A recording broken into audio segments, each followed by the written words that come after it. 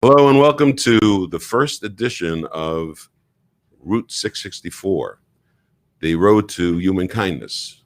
This is the first of a series of webcasts that we're going to be doing to try to change things for the better. Yes. This is an empowerment program that we would like you to become familiar with and learn from. Route 664 is about endowing America. And endowing America is very important at this time. We have to take control of our community services by increasing the revenue that they can receive to provide the services that they are supposed to provide. And that needs to be done with other than tax dollars, because taxation and the cost to all of the residents of the community is a burden that needs to be reduced as much as possible, as well as protected against increases in the future. And in order to do that, we need to have our services provided through the charitable sector, and the charitable sector needs to be endowed. There are ways to do that using social charity. Become familiar with that term. It's a new term that you haven't heard before. You can go to the website socialcharity.org and check out why social charity can be used effectively to change the way we deal with endowment and the way we deal with charities. The important aspect of most charities' lives is how they're sustained, how they receive their funds. Those funds are generally raised through efforts on the part of the charitable workers, and that takes away from some of their purpose. So what we're proposing is that an endowed community where there's enough capital in the charitable sector to be able to support charities without fundraising. I know that's a big and a quantum leap for you, but we're talking about a quantum change in America. We're talking about a quantum change from being an indebted America to being an endowed America. And there is a tool to do that. Social charity is that tool. And this webcast, this Route 664 webcast, is the first of many. The first one is about the road to human kindness. That's the broad scope of what we're talking about with this project.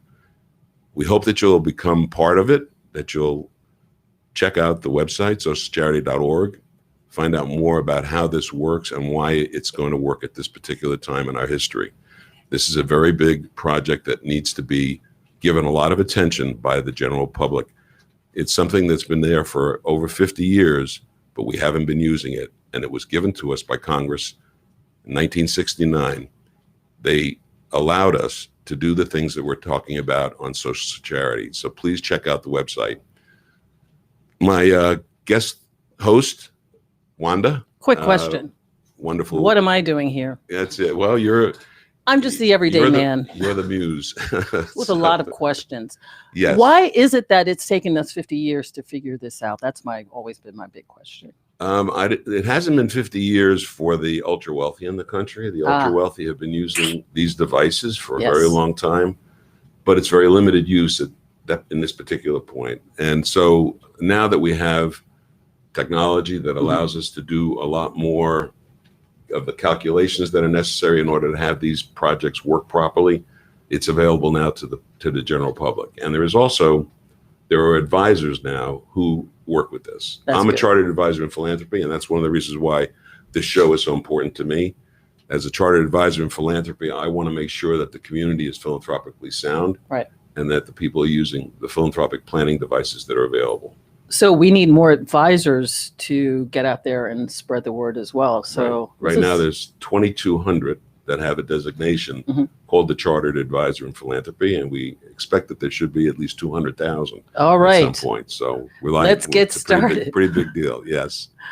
I wanted to introduce you now to our guests, Zach Dishinger and his mom. I'm sorry, but I don't know your name. Tara. Tara? Tara. Kara. Hi, thank you so much for having us. It's nice to have you on board, especially for the premiere show of this webcast. So, Adam, I know that you're an entrepreneur. Adam, wait, Zach. I'm sorry, Zach. pardon me. Zach, I know you're an entrepreneur. Other end of the alphabet. Yeah, right. Same thing, Adam, Zach.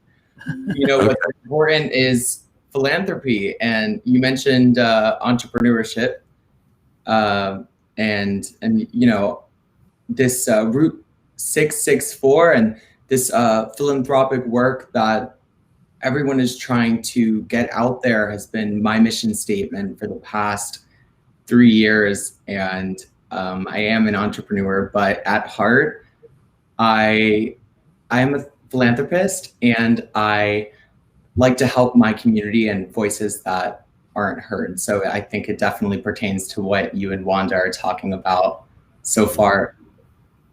You're 18 years old, Zach. Yeah, I just turned 19 this past week. So Happy birthday. Happy birthday. Thank you. Yeah, I am 19. So how did you become an entrepreneur so young? Name of the business.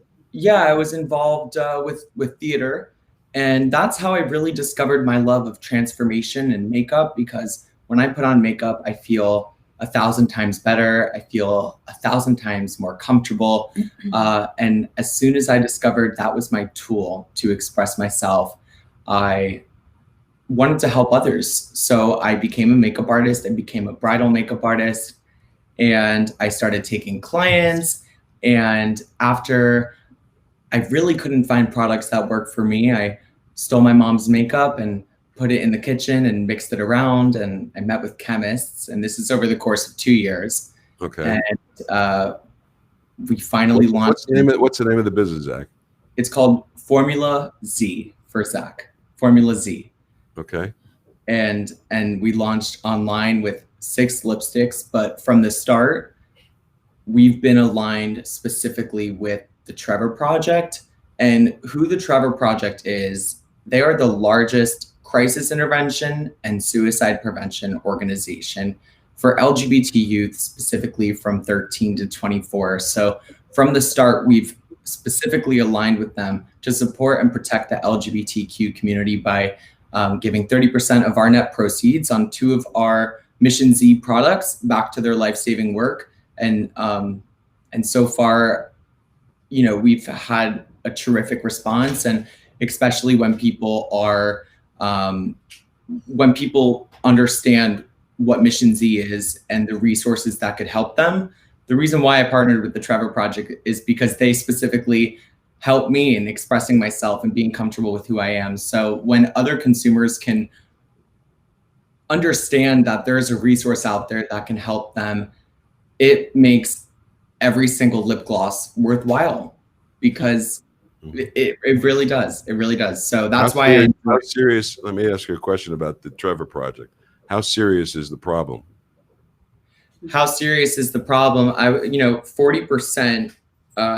It's 40 to 44% of LGBTQ youth, and I really shouldn't be saying a stat because I don't want to say a stat wrong, but just as someone who is in the community, who is gay and an individual in high school, I know that it definitely gets rough. And in middle school, it was really rough for me. And so I had to find a resource that was able to be there for me and help me through tough times. And especially now with the pandemic, the call centers and the chat centers and the hotlines, there's been a significant spike during the pandemic. So there's that much more awareness and resources to be built. So it's more important now more than ever. Now, philanthropy and what makes people philanthropic or makes them feel about issues is how they were affected by the issues in general.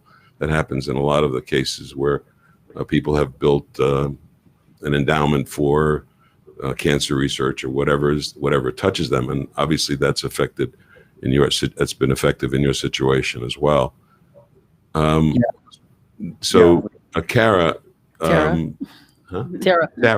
I'm having trouble with names today. I'm sorry. I don't generally do that. I forgot my own name, so I sang happy birthday to myself. Happy birthday to me. Less. Okay, I'm less. Tara, when Zach started his business, and did you feel unhappy about the fact that he took your makeup? No. First of all, no, absolutely not. Zach has, I think, since he can walk and talk, he's always been into the theater and into kind of transforming himself into some type of character. That's just been always some part of who he was with his talent, whether it was like performing, playing the piano, coming down to dinner, my husband and I, who's here right now. We just never knew what character he was going to be. So it really was just taken to that next level, whether it was costumes, whether it was makeup, but it really just transformed into the next level. But my husband and I, we have always been, and you just hit the nail on the head by saying that, it's like having a lot of kids, actually. You have to really, this is Jim. Hi, how are you? And we're all just really supportive of Zach and so proud of him. But first of all, there's just so many things, but you said something too, is that even when Zach was little, but you really have to, I think, being philanthropic is something like it's in you. And I think there has to be really a connection. And for me, it was cancer at the time. It was something that my mom went through and it really touched me. So it was a way of giving back. It just meant so much to me. And then kind of fast forwarding it and having a son who then was into the LGBTQ community and not being so familiar with it. It was kind of like my work as a mom, like, I am going to do whatever I possibly can to make sure that my son can thrive and be supportive and know that we are not only going to support him, but support so many of those kids out there that don't have parents that support them. Like, how can these parents not support these children? And with the Trevor Project, I mean, it just was so eye-opening, like to meet these kids. And it's just amazing that they have 24/7 call centers that truly help these kids that really need support. We want to help support them as well. So do they have a website, Zach? Yeah, it's the trevorproject.org. That is the website. The trevorproject.org. TREVOR project.org. Okay. Yeah. And when you're in your business relationship, in the business that you've created, when you're figuring out what you're going to make as a contribution, how did you come to that conclusion? How did you arrive at that? Well, originally, when we first started, we were actually the first makeup company collaborating with this one organization. And our specific contribution that we used to give was what I wanted to give. And as these charities grow larger, there's certain mathematics as a corporation that if you're going to be aligned with another charity, then certain quotas need to be met on certain SKUs. So the Trevor Project at this point will let us know what needs to be contributed from us as a company. So we used to be able to say, we're going to give this much, but now it's really serious because there is a lot of work that needs to be done. So the Trevor Project is saying, listen, this is what we need. So it's our job as a company to merchandise and to build awareness around this initiative and the Trevor Project as well. I commend you on that. That's very commendable work. When you're dealing with taxation and avoiding taxes, as most people like to do, if they can, part of that is the philanthropic planning side, and you're working in a combination of a entrepreneurial for profit, also helping a nonprofit at the same time. Correct. And you have there are some limitations with certain types of businesses. I don't want to get into to those issues. I really am proud to meet you, and I certainly congratulate your parents. Thank you so much for inviting us on the show. And this is my dad, Jim, and I like to show that we're a normal family because everyone's like, wow, you support your gay son. And I think it's really important to normalize mental health, the LGBTQ community, and everyone wearing lip gloss. So thank you so much for having me. Really appreciate it. Thank you so much, Wanda. Really, thank you. Thank you, guys. Thank you for being our first guest.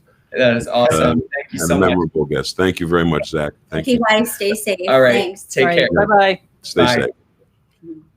And this is Route 664, and my co-host Wanda. So, what a fabulous young gentleman. It's nice to see that they're starting so early. I Gives you agree. great hope. I agree. They do say philanthropy. Children, when they're born, are philanthropic. They'll share their goldfish. Yes, that's true.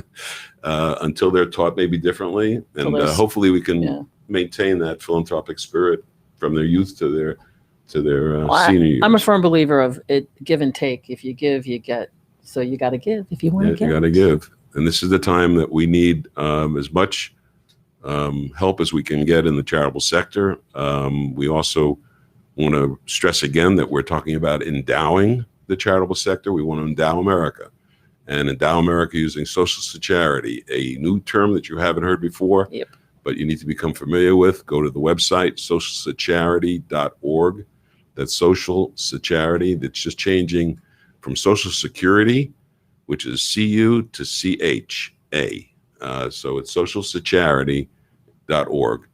And we'll be with you again on our next webcast. Now, a real quick question before we Sure. go. I'm thinking like taglines. What do we got to tag? So anybody interested in retirement, building their retirement, or business owners? Well, Route 664. It's the road It's to actually the road to a lot of things. Yeah, it's a road to human kindness, as we've talked about initially. Right. But it's also the road to a better retirement. It's a road to lower taxes. It's a road to helping the community in a way that's really meaningful. legacy. Leaving a legacy. All of those things are part of the Route 664. And that thing you always say to me, we're all philanthropists. Yes, just we a are. matter- it's We're just a all matter of- philanthropists, especially if you're a taxpayer. Exactly. So you may be an involuntary taxpayer It's my favorite. philanthropist, but you can become a voluntary philanthropist by changing the way you do things and structure your own holdings. So That's my especially if favorite. you have non-cash assets, there's a lot of things that can be done with that. And Social Security is a tool that the advisors can use to help you use to create less tax, more income, and a better community. So that's what we're all about. the Endowing greater good. America. I like it. I like it too. All right then. Thanks for being Are with we done? us. And we have some more shows. We'll be here every Thursday, 11 o'clock. Right. Otherwise, Tune in. Send some questions if you got them, and Yeah. visit the website. I'm missing where my time. That's the thing that's missing right now. We're at 11:16. We've got another 10 minutes or so. Oh, we do. I didn't know. A little Okay, bit. I thought we were running up against the Oh end no, of the show. it's the internet. It's just a break. So we just kind of All right. stop when Tommy Okay. says So, get out. all right, let's go back to some of the questions that you were asking Yeah. before. When we're dealing with the advisory side of this, Yes. the professionals who do this work, I mean, there are a lot of very skilled professional philanthropic advisors, Mhm. and they can be found on the socialsecurity.org website. We're trying to recruit as many as we can into the council, the professional philanthropic advisors, because that's a way for the public to know that this is an advisor that knows how to do this work properly. Exactly. I want to stress that this is all part of the Endow America Network Foundation, which is a 501c3 organization. It's a nonprofit in its own, Mhm. and this is not a for-profit arrangement. This is a nonprofit work that we've been working on for quite a long time now. This is the time when we think the quantum change needs to be made from an indebted America to an endowed America.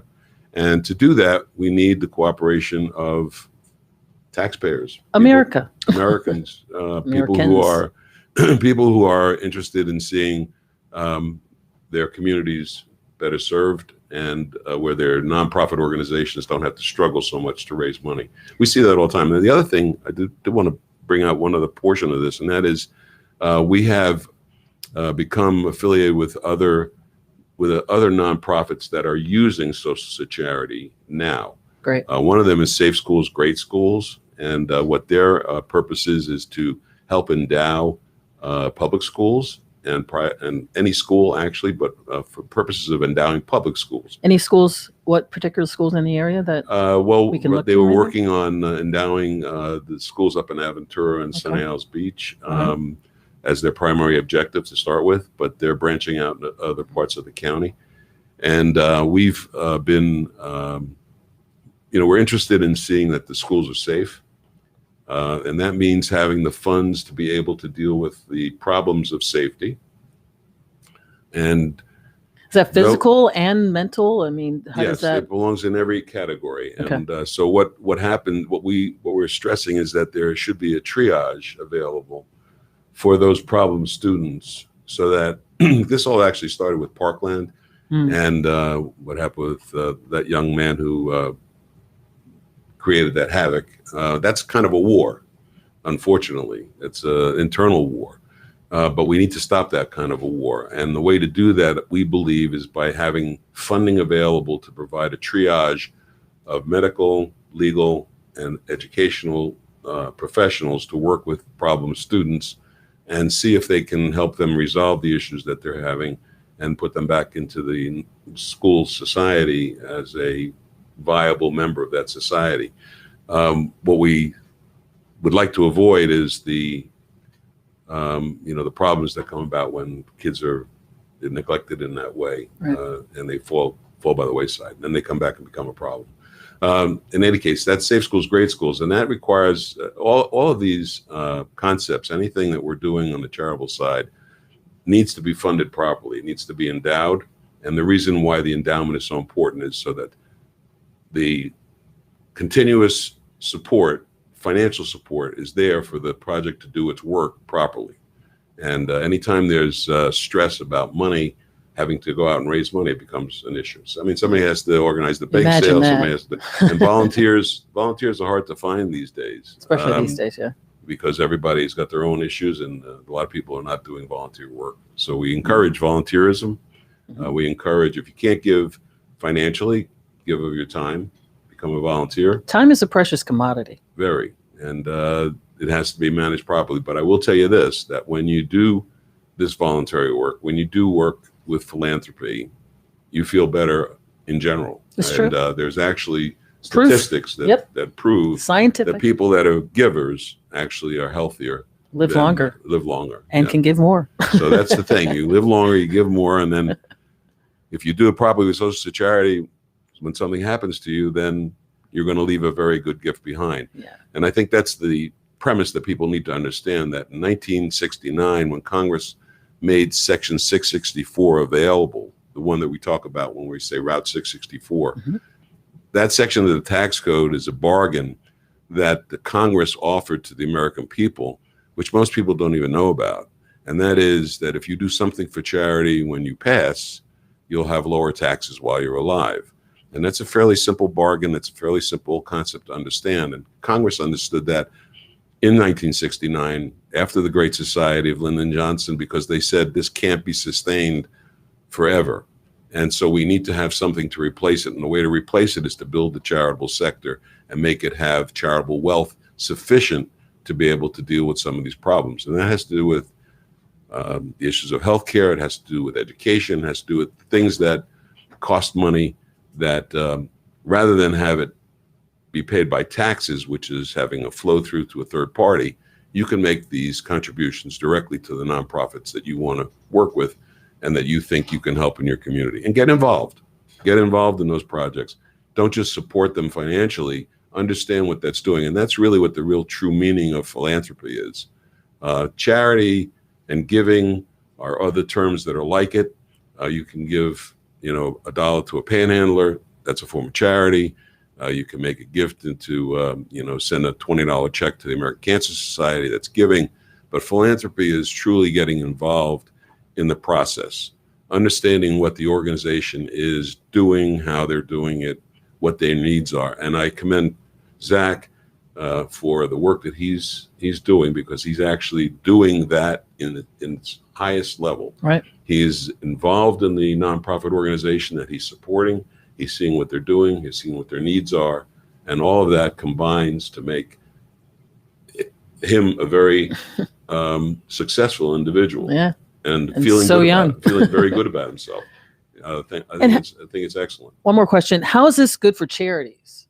Well, this is the key. The charitable organizations, any charitable organization that I've ever talked to, if I've asked them what's their, what's your dream? What would be the ideal situation for your charity? And that is that we have enough capital to be able to produce income to satisfy our annual budget without us having to do any fundraising. And that's an objective that charities have.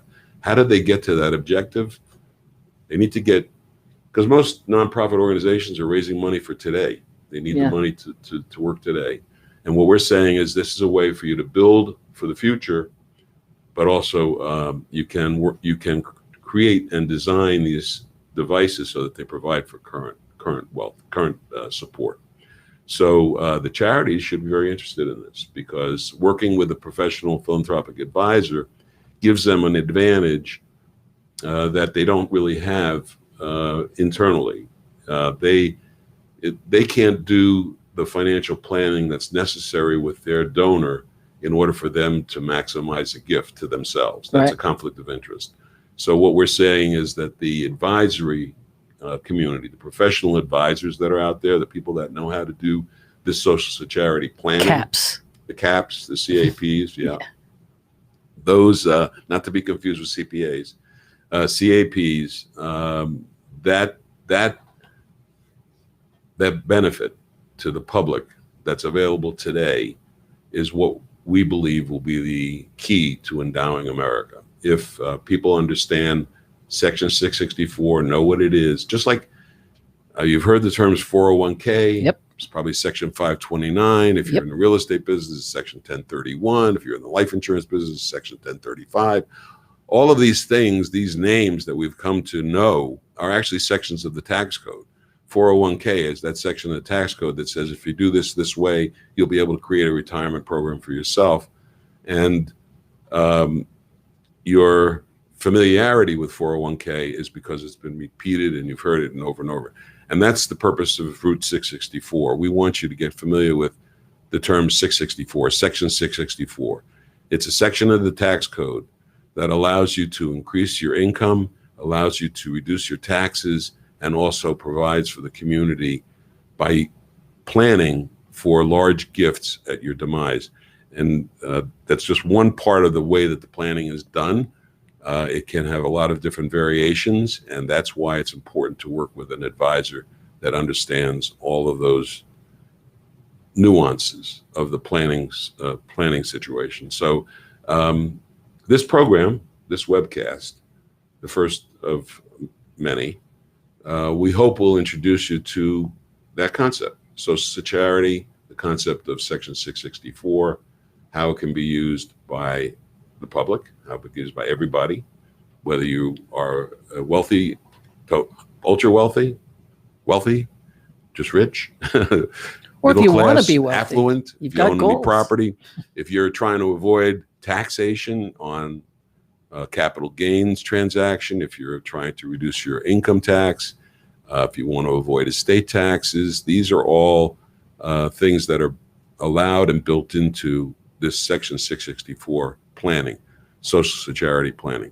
It revolves around three basic forms of social charity, and that is the charitable remainder trust, the pooled income fund, and charitable gift annuities. And those three concepts are the areas that a professional philanthropic advisor can help you in.